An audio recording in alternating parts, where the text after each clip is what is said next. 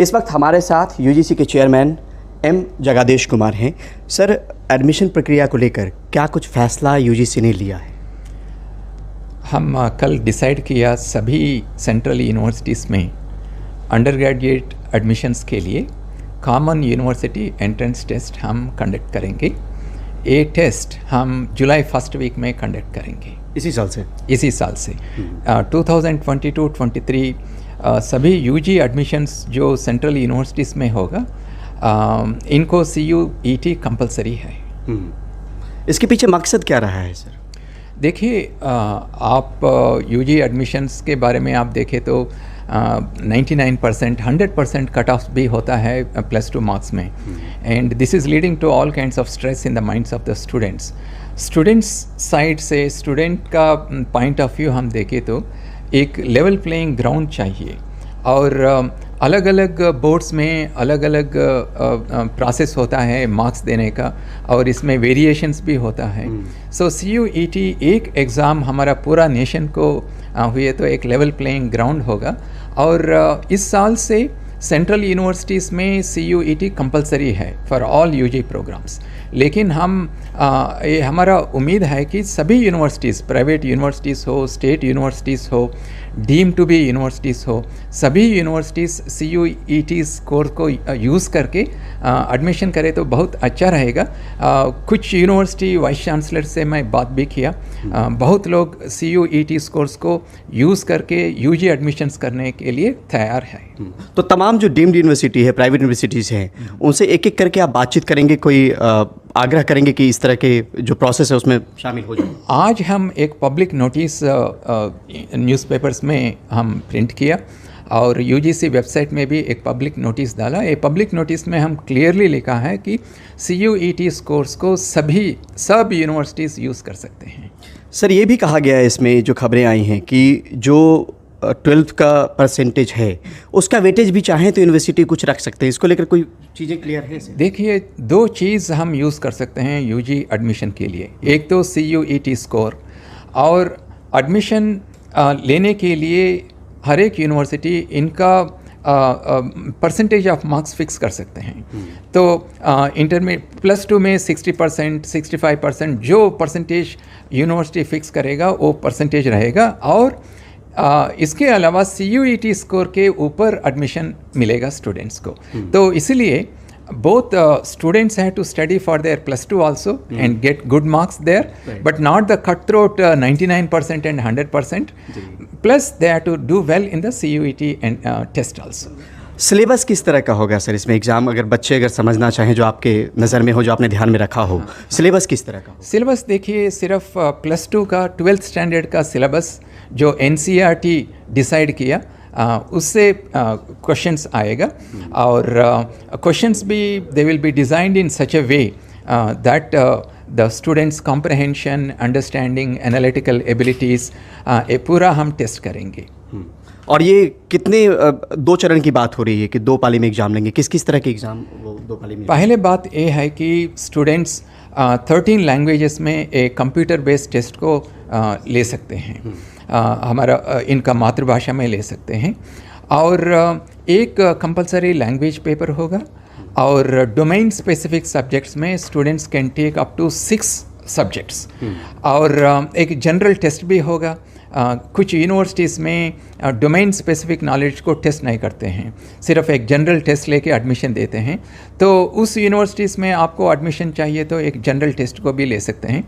2 shift में होगा, एक शिफ्ट में लैंग्वेज टेस्ट और 2 डोमेन सब्जेक्ट्स, और जनरल टेस्ट जो चाहिए तो जनरल टेस्ट लिखना चाहिए तो वो लिख सकते हैं, और दूसरा शिफ्ट में 4 डोमेन सब्जेक्ट्स को लिख सकते हैं, और फॉरेन लैंग्वेजेस को भी लिख सकते हैं। जो BA जर्मन लैंग्वेज करना चाहते हैं, BA फ्रेंच लैंग्वेज करना चाहते हैं, वो लोग फ्रेंच, जर्मन ऐसे फॉरेन लैंग्वेजेस में भी लिख सकते हैं। छात्रों और पेरेंट्स को अगर बताना चाहें सर कि इसके फ़ायदे क्या क्या हैं, अगर मोटे तौर पे आप बताएं। इसका फ़ायदा हम सोचते हैं कि अब CUET इंट्रोड्यूस करने के बाद स्टूडेंट्स ने लर्निंग के ऊपर ध्यान रखेगा।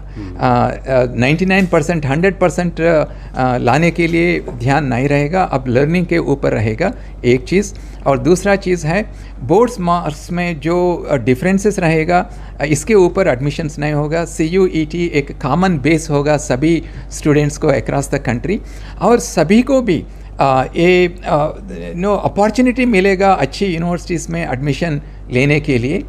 ये भी मैं सभी पेरेंट्स को और स्टूडेंट्स को ये बताना चाहता हूँ कि NTA कोशिश करेंगे in the nearest town, in the nearest city, these test centers will be available, especially for students coming from the rural background, remote areas से जो आते हैं, इनका सुविधा के लिए भी हम टेस्ट सेंटर्स को अरेंज करेंगे। इस तरह के डिसीजन पे पहुंचने से पहले सर कंसल्टेशन बहुत ज़्यादा हुआ होगा, एक नतीजे पे पहुंचने से पहले कितनी लंबी प्रक्रिया रही है? ये तो पिछले 6 महीनों से हम ये प्रक्रिया शुरू किया। पहले एक कमिटी को बना दिया, वो कमिटी रिकमेंडेशंस लाया, ये पूरा रिकमेंडेशंस को हम UGC वेबसाइट में डाल के स्टेक होल्डर से फीडबैक भी लिया। ये पूरा करने के बाद ही हम CUET के ऊपर हम फैसला लिया, निर्णय लिया। हमेशा हम UGC में ये करना चाहते हैं, स्टेक होल्डर से फीडबैक और सजेशंस लेके इनको इनकॉर्पोरेट करके हम करना चाहते हैं।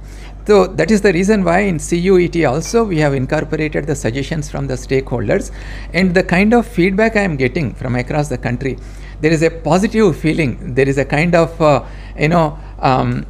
relaxation that I don't have to really get 100% to 99% in +2. I can just study the NCERT syllabus of 12th standard and attempt the CUET, not in 1 or 2, I can attempt up to 6 domain subjects. तो मेरा choice भी बढ़ जाएगा। अब मैं अलग अलग universities को भी अप्लाई कर सकता हूँ in different programs. So from the point of the students, I think it is a very very positive development for the students. Reservation को लेके क्या कहेंगे सर? जिस जगह पे रिजर्वेशन होगा वहाँ पे क्या इस प्रक्रिया से कोई दिक्कत है? हाँ, देखिए, जो कॉन्स्टिट्यूशनल रिजर्वेशंस है SC ST OBC EWS वो तो रहेगा, और कुछ यूनिवर्सिटीज़ में माइनॉरिटी इंस्टीट्यूशंस हो, और कुछ यूनिवर्सिटीज़ में लोकल स्टूडेंट्स को रिजर्वेशन होता है। ये रिजर्वेशंस ऐसे रहेगा, इसमें कोई चेंज नहीं होगा। लेकिन ये हम कह रहे हैं कि जो रिजर्वेशंस से आएगा, कुछ लोकल स्टूडेंट्स हो, माइनॉरिटी स्टूडेंट्स हो, जैसा विश्व भारती यूनिवर्सिटी में इनका स्कूल्स है 2 स्कूल्स, वो स्कूल्स का स्टूडेंट्स जब +2 कंप्लीट करने के बाद ऑटोमेटिकली इनको विश्व भारती यूनिवर्सिटी में एडमिशन मिलेगा। अब हम कह रहे हैं वो स्टूडेंट्स को भी आप CUET में परीक्षा लेके CUET स्कोर्स सबमिट करके एडमिशन करना है इनको भी। और जनरल स्टूडेंट्स को तो CUET कंपलसरी है। जो एडमिशन प्रोसेस अभी है सभी यूनिवर्सिटीज़ में, सेंट्रल यूनिवर्सिटीज़ में, इसमें कोई फ़र्क नहीं पड़ेगा। अच्छा, आखिरी सवाल सर, जो वेटेज की बात कह रहे हैं 12th के मार्क्स की, वो यूनिवर्सिटी पे आपने छोड़ दिया है कि वो रखना चाहे तो रखें, ना रखना चाहे तो ना रखें? नहीं रखना चाहे तो नहीं रखना, तो ये यूनिवर्सिटी का निर्णय लेना है। एक सवाल और सर, ये मल्टीपल चॉइस होगा क्या? सवाल जो मल्टीपल चॉइस होगा और कंप्यूटर बेस्ड टेस्ट होगा, इसमें कोई दिक्कत नहीं होगा। सिर्फ आप माउस यूज़ करके, पेपर पेंसिल यूज़ करके, सॉल्व करके, माउस यूज़ करके आप जो राइट आंसर है इसको चूज़ करना है। बहुत बहुत शुक्रिया हमसे बात करने के लिए। नई दिल्ली से परिमल कुमार, NDTV इंडिया।